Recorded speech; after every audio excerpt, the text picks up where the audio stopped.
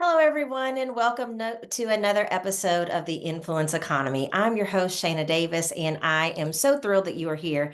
And like I always do, I would love if you would do me a favor. So, wherever it is that you are listening to this episode, I want you to take a screenshot. And with your screenshot, I want you to post it on social media, tag us here at Shayna Rattler Davis.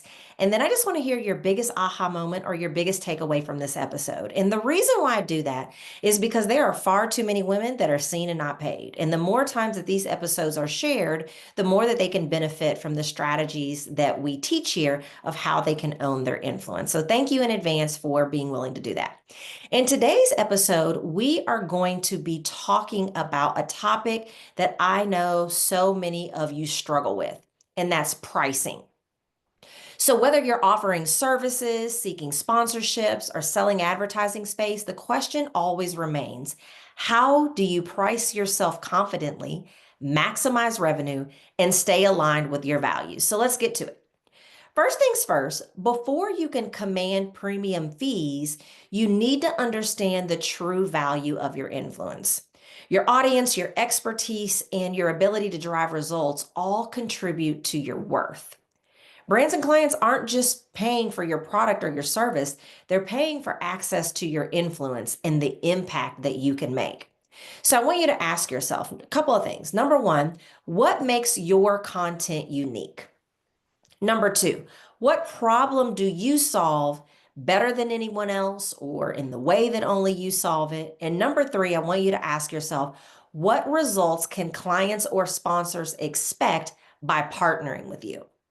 And when you have clear answers to these questions, pricing becomes less about guesswork and then it just becomes more about strategy. So let's talk about strategy.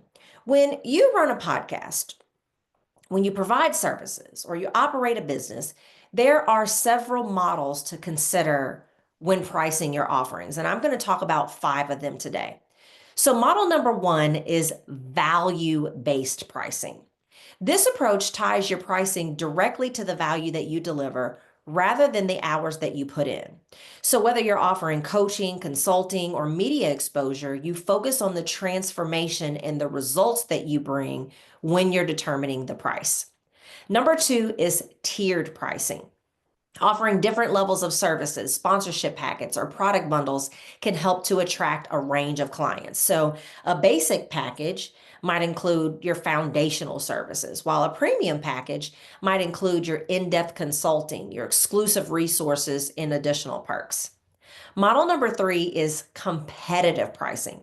So research others in your space and see what they're charging, but don't let that dictate what you're worth and what you should charge. So instead, just use that as a benchmark to position yourself strategically and highlight your unique value. And then that way, you know you're not overpricing or underpricing in terms of what they could get from someone else that offers something similar to what you do. Model number four is performance-based pricing. So if you're confident in your results, consider offering pricing that's tied to performance metrics, like the amount of revenue that's going to be generated, the amount of leads that they will have converted, or audience engagement. And then model number five is subscription or retainer models. So for businesses that offer ongoing support, memberships, media related services, things like that, a recurring revenue model can provide consistent income and long-term client relationships. But whatever strategy you choose, make sure that it reflects the true value you provide and aligns with your long-term goals. So I'm going to go over those one more time. Number one is value-based pricing. Number two is tiered pricing. Number three is competitive pricing. Number four is performance based pricing. And number five is subscription or retainer models. We're going to take a quick break and then we're going to return and talk about the conversation of how you can master the art of pricing. We'll be right back. Ready to turn your influence into income? Take the Influence Growth Assessment. In just minutes, you'll uncover the next steps to grow your visibility, attract bigger opportunities, and boost your profitability. Visit myinfluencestyle.com to take the assessment today. A new era of success is waiting. Let's make it yours. All right, welcome back. So, we're talking about pricing. We just covered several strategies of different pricing models that you can have in your business, but I want to talk about something that often holds many of us back, and that's mindset.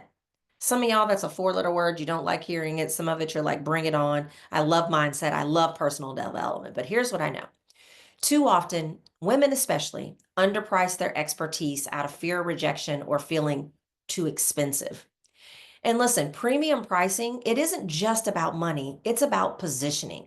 And when you price yourself at a premium level, you attract higher quality clients, establish credibility, and set expectations for the results that you deliver.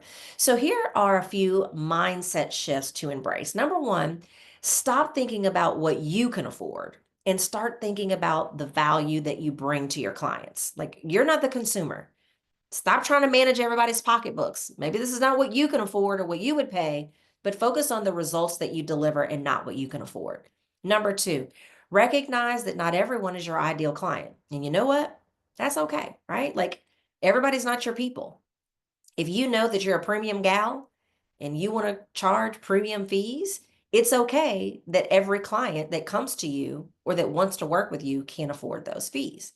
And then number three, get comfortable saying your price confidently and without hesitation. If you have to lean back or you have to look away or you have to play with your hair, you're not confident yet with your price. So get comfortable saying it out loud and without hesitation. And then you know you're really ready to start charging your premium fees. Now, I know that many of us staying true to our values is non negotiable. And so, how do we command premium fees while staying authentic? Well, here's a couple of things to take into consideration. Number one, choose partnerships that align with your mission. Like, don't just take any sponsorship, any client, any corporation. Be selective about who you work with. Be transparent. Clearly communicate the value that your clients or your sponsors receive and back that up with data and focus on results. When you consistently deliver, your prices become non negotiable, especially when people hear the results through your testimonials or through word of mouth. It's going to be less relevant what it is that you charge. But remember that pricing is a reflection of how much you believe in what you're offering. If you believe it's worth premium fees, then so will your audience and your clients. So, all right, ladies, it's time to stop undervaluing your influence and start pricing with confidence. Remember, your influence is your currency, and it's time to start using it wisely. So, if you found this episode valuable, I want you to take action today. Take my influence growth assessment again. This is just for the ladies. Take my influence growth assessment to uncover gaps in your current strategy and learn how to level up your pricing with confidence. Head over to myinfluencestyle.com to get started right away. So, thank you for tuning into the influence economy. And always stay influential and keep turning your influence into income. Share this episode, and I pray that you will go back and listen to previous or future episodes as well. Everyone, have a great day. Bye bye.